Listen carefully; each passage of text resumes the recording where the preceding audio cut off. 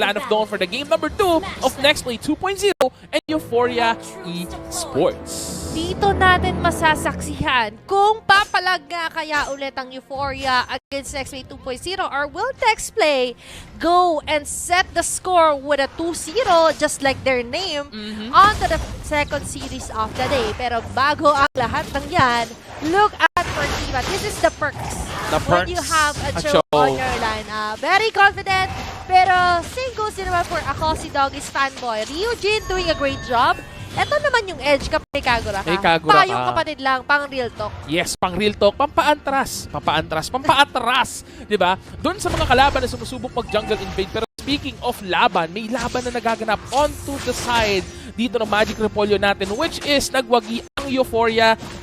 That gives ample amount of XP for this Pakito, meaning mas mabilis siya magle-level 3, mas mabilis siya makaka-rotate. Pero Percival, on the other hand, walang tigil sa pagharas ng NXP 2.0 dito. Paano nga na bang hindi tatantanan? Kita mo naman ang next play. Nakita nila yung aggressiveness sila. Ako, si Doggy's fanboy, they need to equalize that kind of potential. Kung kanina, medyo napabayaan nila, even onto the sides. Right now, they're sticking to their lanes. And surprisingly, pati dito si Shizuga, tahimik na nga lang din. Even though, na tatlong miyembro, nakita niya lumabas yung paa eh. Ang nag-aabang sa kanya. Lumawit yung paa doon ni Saloma. And ako si Doggy fanboy, medyo nag-miss out lang together with Horn Rose. Pero sabi dito ng NXP 2.0, exhibition lang. Better na rin naman. Better tried than sorry. Parang iba yung iba dapat yung kasamang linya Wrong Graham slots. Wrong Grahams tayo dito. Pero right now, we're 2 minutes into the game pero wala pa tayong first blood na nakikita. Shows us kung gaano nag-iingat yung magkabilang team natin into giving advantage against the enemy team. But right now, in terms of harassment, James and Heads.gg, talagang balance out lang yung kanilang kaganapan. Pero dito, balance out din kaya ni Percival going in against Saloma na medyo alanganin. At that Black Dragon form. That first blood has been taken down, but Heads.gg is going to be taken away as well. Bouncing ball coming from the Aussie Doggy's fanboy being chased by Shifter for that kill. Once again, real-world manipulation has been committed here for that double kill. Miles is there to even things out. Hindi daw sila basta-basta magpapatalo. Lord de Mayo by the mile ang nasaksihan natin by Spider Miles. Pero for Euphoria naman, all-2 pa rin naman ang ating current standing. And for the gold lead naman, surprisingly sila yung may hawak. And that's because Shizuga nag-stay lane lang instead of actually going into the team fights. Lalo na lugi pa. He actually needs Actually, kailangan nila dito is 1 DHS man lang kahit paano merong pangpalag, pangsalag. Dito kala ako si Doggy Fansboy kasi pagdating sa ganito ka sitwasyon, isa-soak up lang lahat ng binabato niya, tapos regen lang, balik lang, back to basic. Back to basic indeed. And right now, tulad na nabanggit ni Maring Athena, the gold lead na hawak ng Euphoria Esports is mainly because of the first blood, additional gold, and the turtle takedown na nasecure ng Euphoria. But right now, Percival, even though we're already 3 minutes and 30 seconds into the game, talaga naman na jungle invade pa rin siya nang walang tigil. He's still trying his best to try and delay Saloma here with his Lancelot. Whereas on the bot lane, James and Heads.gg, palitan pa rin ng damage. Kasi dito sa Heads kanina, puro heads up yung binibigay niya for next day. Ngayon, his head is into the game talaga. Get your head into the game, pero si Saloma, ang tapang. Ito naman yung kaninang pinapansin natin nung si Shifter yung gumagamit sa Lancelot. Yung talagang gusto niya lang kill after kill. Pero the difference is that naka-killing spree naman si Saloma. So he can definitely back himself up if ever na maipit siya into a sticky situation katulad nito. Talaga namang sticky situation na meron kay Shizuga. Kaso makakapag-BMI out siya. Sadly, though medyo na late yung bouncing ball. Pero ang ganda naman ng napala ng NXP 2.0 as they were able to scratch out most of that gold plating onto the top turret. Now, here comes the turtle buff. Grabe nung puro makangin yung mga bigkasa natin dito. Here comes the turtle buff being taken by NXP 2.0. Percival doing his best para ma-zone out yung mga kalaban. Pero si James mukhang nagpalis dito ni Shifter. Here comes the Black Dragon form, trying to chase the enemies from the back lane. Saloma is being moved onto the backside. Walang red Pero Saloma is there with those punctures. Nakuha niya yung turtle. Pero si Doggy's fanboy ay nakuha dito para real manipulation na naman. Ang Eugene God together with James. May pagsayaw. The slow is there. James is still on the go. Look at his shields. Look at the damage output as he's committing against the enemy team. He's still alive and kicking. Maring Atila. Hindi naging enough yung damage. Pero enough yung damage ni Daniel onto the bottom lane as he was able to secure Shizu God. NXP 2.0, they learned their mistake. But actually, let's look at an instant play. The moment na dito si Heads Up GG nagbigay na naman ng heads up with a big dragon form. Medyo delikado tayo doon. Nakita naman natin na nagsi-atrasan lang sila. Saka sila rumesback pabalik. So doon, nagkaroon naman ng moment yung Euphoria. Nagkaroon sila ng hysteria. Sabi na parang mali ata yung ginawa natin pagpasok doon. Knowing that NXP 2.0 has a plan B. Pero paano nagkakaroon ng plan B? Kung tutuldukan agad yon ng Euphoria, plan A pa lang, winasak na. Winasak na kagad ng Euphoria. Medyo nabasa na kagad nila yung mga strategiya na dapat ay nahawak dito ng Next Play 2.0. But right now, makikita nyo naman, nakuha na uli ng Next Play yung kanilang momentum. No, kasi hawak na nila yung gold lead in a 6-minute match. And right now, mukhang si James ang magiging next target nila out of the bottom lane. Falling time has been committed dito, pero wala silang ganun karaming crowd control para pigilan si James. At ruin pa rin ang pagsayaw. The damage output comes from the third is there. Real world manipulation. Saktong-sakto para iligtas yung Esmeralda natin. And that's a huge failed attempt from Euphoria Esports. At nakita naman natin, swakto rin. Nakita mo yung mga galawan dito ng mga teams natin. Sabi nila, day 1 pa lang. Oo. Okay, wala pa tayong isang linggo, pero ipakita na natin yung pang real time. Pang real time. For the viewers.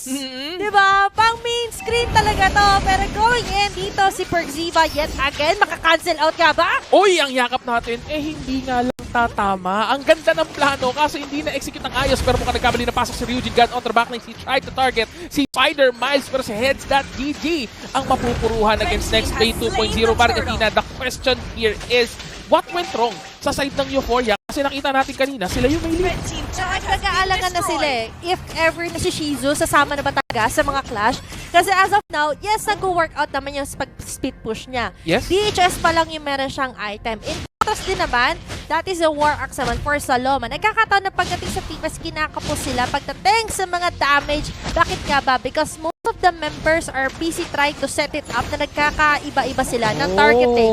Meanwhile for next 2.0, when they lock their size into Eugene, they are really making sure na mata-take down nila yung specific person na yung katulad na to. Ang ganda ng pagkayakap dito. Saloma si Shizu. Tuloy ang bakbakan natin. Look at puncture on the back lane. Shifter is still alive. Kaso sinabay-sabay na ni Daniel ang pagkuha sa mga buhay ng mga miyembro ng Euphoria. Heads.GG on the bottom lane tries his best para madepensahan yung mga tore. Kaso hindi niya nakinaya. What a setup from James with the follow-up from ako si Doggy's fanboy. Gusto ko makita ulit yung Britney Spears one more time. Oo. Pero nakita naman natin yung jump na nanggaling on lane. Sabi ko nga kanina, when they lock their sights onto a hero or a player, sabi nila dito, hindi na namin kailangan mag-lock into a single player. Pagsabay-sabayin na lang natin ang Euphoria Esports with another jump yet again. Nagagaling dito kay James, trying to run away, but look at that real world manipulation. Pinagsabay-sabay na sila dito. Nasigawan na sila dito. Pero sabi ni Shizu, di pa naman tapos. Ang mga bakbakan dito dahil si Perziva naman ang susunod na magiging target. Saloma onto the front. Tinusok-tusok. Sabi niya, dos mga binayon ko. Ay, naku! Kimball ang aking kukunin. Meanwhile, Saloma from the back. Medyo nanggigigil. Nahuli ni Kuya. Sabi niya, wait na, magbayad ka muna. Oo, akala niya makakatakas siya sa pagbayad ng sa pagkuha ng mente. Parang luging-lugi naman. Eguls! Oo, eguls na eguls. Kaya hindi talaga niya basta-basta pinalampas. Grabe, Saloma from a 0-1 standing earlier on to the back. Now at a 3-1. Ganon kasakit yung damage niya kasi if you look at their items dito against the members of Euphoria, as they were able to secure the Lord, the Lancelot already has the Endless Battle and that War Axe might be going for the BOD. And look at that 1-1 as well. Wala nang sapatos-sapatos. Wala na. Diretso na agad tayo sa DHS. Bago na ngayon. Wind of Nature and Dati yung di ba pag Corrosion Side. niyayaya mo, sapatos ka na. Oo, sapatos Ngayon, di na. Sa sapatos pa eh. Corrosion Side ka na. Oo. Mag-CS ka na. Tara na. Let's see. Magsasapatos ka pa, madudumihan din naman. Gano'n talaga yon. Baka maapakan, mabinyagan. binyagan eh, di ba? Puti pa naman yung sapatos. Oo. Tapos but maulan. Maulan ako, baka maputikan. Pero if you look at the items of the Claude, it is not that bad as well. He is going for that Wind of Nature actually. But look at that. He already has that golden stuff in the Demon Hunter Sword na kailangan niya na lang proper setup galing sa kanyang mga teammates, which is hindi natin masyadong nakikita for now. And for NXP 2.0, nakita naman natin, they have the arsenals, they have the Lord. Ang kailangan lang nila is one big push to get this turret. But will Euphoria let them be katulad ito? Pumasok na naman ng medyo na aga. Si Hazard GG, but understandable, lalo na gusto talaga nilang ma-retain yung turret doon sa may bandang gitna. Pero hindi na-retain yung buhay ng dalawa. The connection, medyo nagkaroon ng konting misconception. Uy, falling star mode onto James from the back lanes. Pero Shifter from the back lanes as well. Nako, cross move na is there. Pero the damage was not enough. Kaso si Spider-Man is still there to secure that takedown. A 2-for-1 trade in favor of NXP 2.0. Why? Kasi basag na yung gate dun sa baba, sa base militar ng Euphoria Esports. And right now, James still on the move onto the top lane as Claude was able to dodge the Falling Star Moon with the BMI. And right now, the pressure is on. Mas mabigat na sa kanilang dibdib, Maring Athena. Yung nangyayari sa kanila kasi 11 minutes into the game, ganito na kalaki yung nagiging kalamangan ng NXP 2.0. Hindi lang yun, mabigat din yung nakasalalay. Lalo that NXP 2.0 is 1 point away for securing the series. Meanwhile, for Euphoria Esports, yes, nasa kalamangan NXP 2.0. But actually, looking at the items, medyo nakakahabol na sila. But that is a region armor, if I'm not mistaken, for Perxiva. Medyo questionable. Knowing na hindi rin naman lagi siya naka-frontline.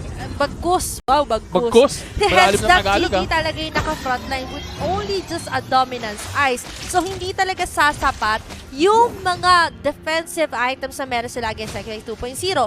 What they can do is that go for the kind of kills katulad ng ginawa na kay Saloma and ako si Doggy's fanboy. Na malinaw na after that shutdown, nagkulang na ng setups ang NXP 2.0. Very crucial yung positioning as well dito ni Ryujin God. Because that is just one death all throughout the 12-minute mark. And knowing that the Yin-Yang overturn can actually... Talaga dito is not to be the frontliner. Instead, to be the backup damage dealer. Pero hindi nag-work out during the early game. Kaya napilitan siyang mag-build up ng medyo pampakunat na items against the members of NXP. And now, look at this. The Lord is up and is being aggravated by NXP. They're trying to set up the enemy team. Pero buti na lang, hindi basta-basta nagpapabait out yung Euphoria dito. But right now, Perxiva already half an HP whilst James sumasayo sa kanyang tabi si Shizugal. Muntikan pang mahuli. Pero tamang bugaw lang eh. Medyo ang gusto delikado ng NXP. ang posisyon dito ng Euphoria Esports, knowing that NXP 2.0 has enough manpower na kay James pa na nga, napapa-atras niya na. And another added bonus is the Lord.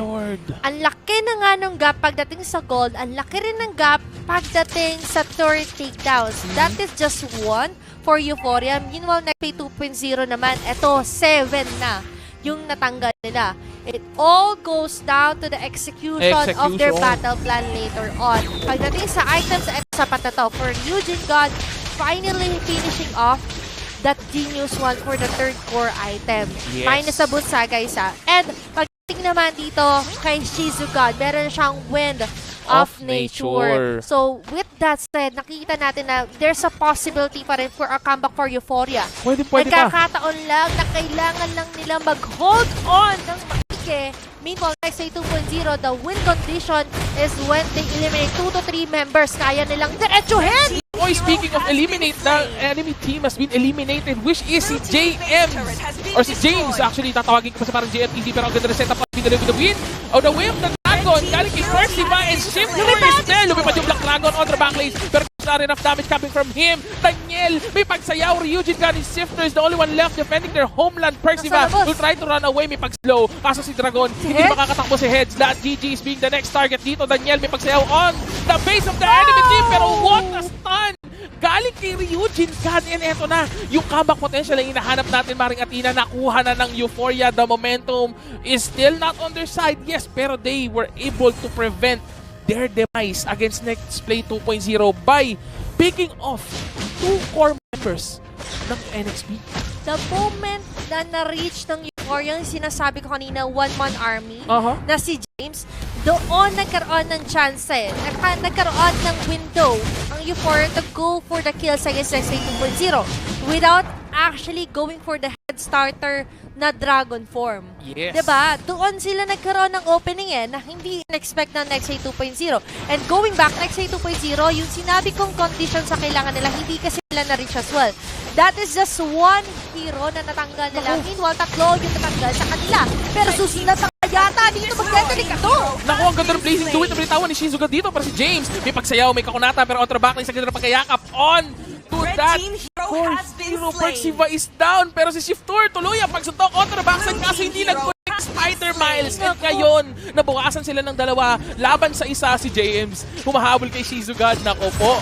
Ankle breaker. Sasalubong. Pero sasalubong dito. Kaso na-anticipate na ni James yung pagbalik onto that BMI. Now, this is a huge problem for the members of Euphoria because wala silang damage dealer, wala silang core, and the third level Lord is already going to respond in a second, and there you have it. Idagdag mo pa yung push pressure na meron ng NXP 2.0. Gusto ko yung na-spoil mo na ankle breaker, biglang bumalik ka. Pero dito, will there be a small end to the win of NXP 2.0 dahil papalag ang Euphoria? Talagang kailangan nila pumalag kasi eto na yung last defense nila rito against NXP Ryujin God. Naku, bumalik sa payong. Nagkamali ng desisyon. There goes the knock-up coming from the Chu and the knock-up coming from Heads that GG as well. Pero he has not enough damage to at least take down the rest of the members. Makunat ka, yes. Pero hindi pa paatras. Yung mga kalabang Win of Nature galing dito kay Daniel to secure those damage out of Perksiva. He is still alive and kicking. Blazing to it has been committed. Pero isa lang ang makukuha niya dito. Shifter is still alive but Daniel is also there together with Saloma, and that's gonna be a 2.0 galing sa NXP 2.0.